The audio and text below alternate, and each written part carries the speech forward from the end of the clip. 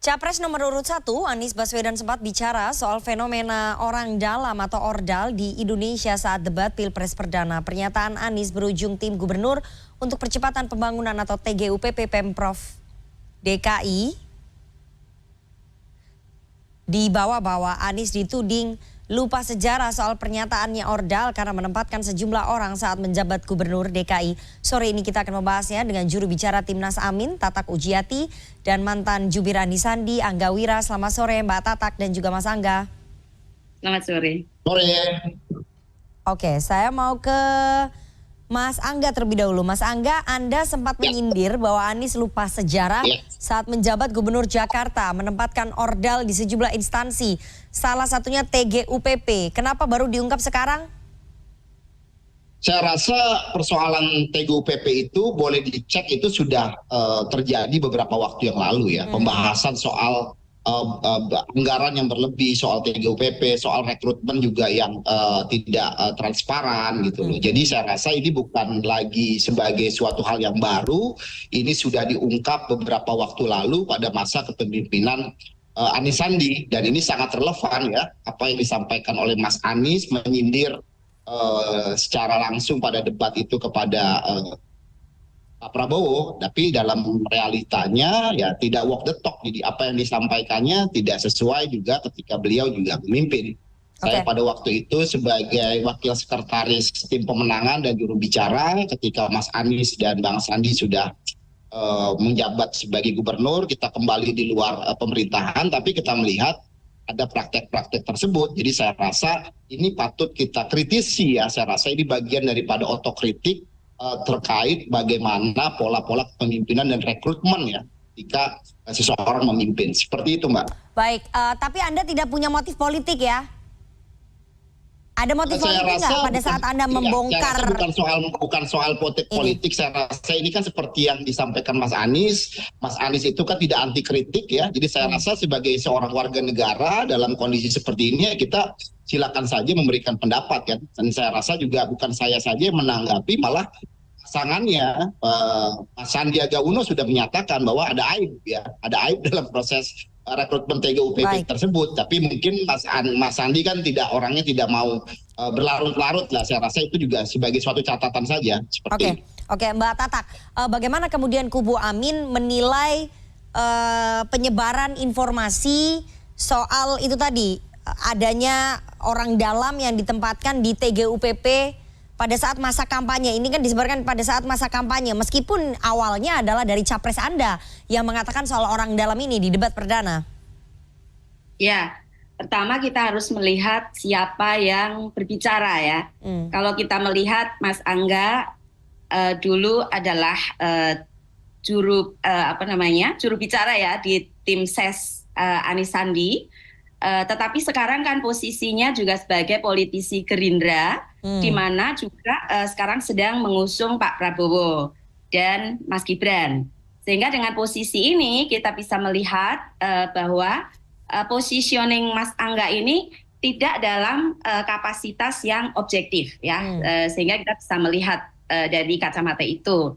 Sehingga kita melihat bahwa pendapatnya itu wajar sebagai seorang yang membela Pak Prabowo gitu. Nah, kemudian tentang substansinya sendiri yang dimaksud oleh Pak Anies sebagai fenomena orang dalam itu adalah fenomena nepotisme, di mana kita melihat ya, nepotisme itu adalah satu praktek buruk yang memang juga dilarang ya oleh negara kan, karena terlalu mengutamakan kepada keluarga dan kroninya untuk jabatan-jabatan strategis di pemerintahan, untuk pekerjaan, dan juga untuk proyek-proyek gitu. Nah, itu sudah kita ketahui ya zaman Orde Baru, di mana praktek-praktek nepotisme itu kita kecam, kemudian kita reformasi, dan kemudian sudah ada juga undang-undangnya, yaitu pengelolaan tata pemerintahan yang baik. Sehingga saya kira kita perlu berfokus pada substansi, bahwa memang fenomena orang dalam atau nepotisme itu adalah sesuatu yang buruk dan berpotensi pidana. Jika dilanggar itu ada konsekuensi pidananya. Oke, Mbak Tata. Oke, Mbak Tata, jadi Anda melihat adanya motif politik ya? Ya, Terkait tentu saja pernyataan saya Mas Angga dan juga Pak Sandi syarat ini. dengan motif politik. Tetapi saya melihat itu wajar. Hanya saja saya melihat begini, jangan sampai motif politik ini kemudian mengaburkan substansi bahwa kita sedang memerangi nepotisme.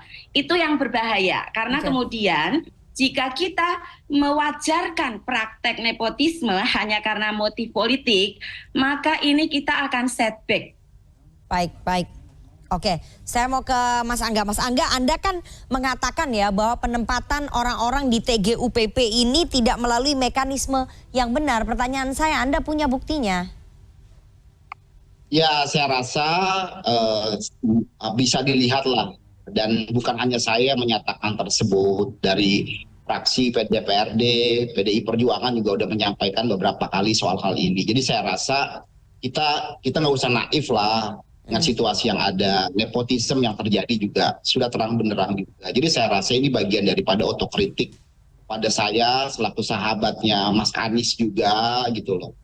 Jangan sampai praktek-praktek ini dilakukan kembali ketika beliau nanti juga akan ada kesempatan, mungkin kesempatan yang lain dapat memimpin. Nah, saya rasa ini kan bagian otokritik. Saya sepakat dengan yang disampaikan Mbak Tatak tadi, bahwasannya ya kita tidak lagi mengedepankan nepotisme, tapi ada merit system. Nah, soal sindiran dan lain sebagainya itu kan persoalan etika. Saya rasa mekanisme dan itu sudah dilalui secara prosedural. Oke, jadi memang menurut Anda penempatan orang-orang di TGUPP ini tidak melalui mekanisme yang benar begitu ya? Anda mengakui itu?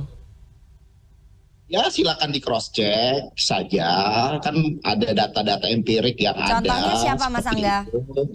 Ada data-data empirik dan juga banyak diantaranya juga yang merangkap juga di samping TGUPP menjadi komisaris di BUMD gitu kan.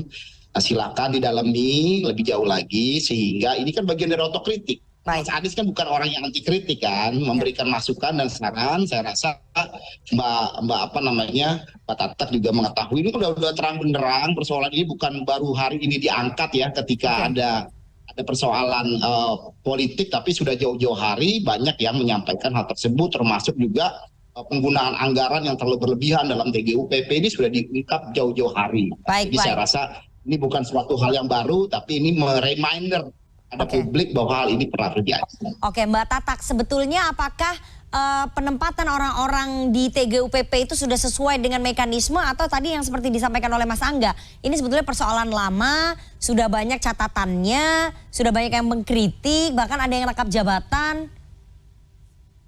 Ya, jadi jabatan TGUPP itu merupakan, saya ibaratkan seperti seorang presiden ketika memilih menteri-menterinya. Jadi mereka itu tidak ada yang berasal dari keluarga dari Pak Anies ya, dan mereka dipilih karena kompetensinya, dan kemudian kompetensi itu karena pendidikannya, pengetahuannya, skillnya ya, yang dibutuhkan untuk pemerintahan di Jakarta dalam membantu gubernur dalam memenuhi janji politiknya gitu. Kemudian yang kedua, proses rekrutmennya itu juga akuntabel dan transparan. Bahkan sebagian dari mereka itu yang benar-benar kemudian melalui proses pengumuman atau rekrutmen terbuka. Dan yang ketiga adalah bahwa hasil dari TGUPP itu juga bisa dilihat dari keberhasilan Pak Anies memenuhi janji-janjinya.